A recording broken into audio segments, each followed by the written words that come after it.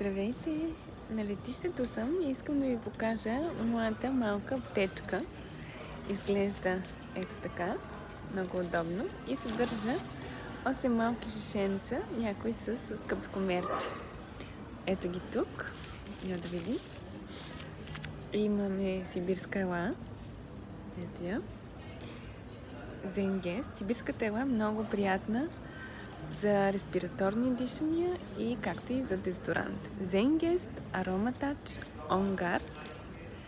Има още цитрус близ за настроение, мащърка за гърло, чайно дърво за всякакви бактерии и баланс за спокойствие. Онгард също така може да се сложи на гърлото. И Зенгест е много приятно с една пипетчица, ето я тук. Може да се капне директно и да успокои стомаха. Приятен път!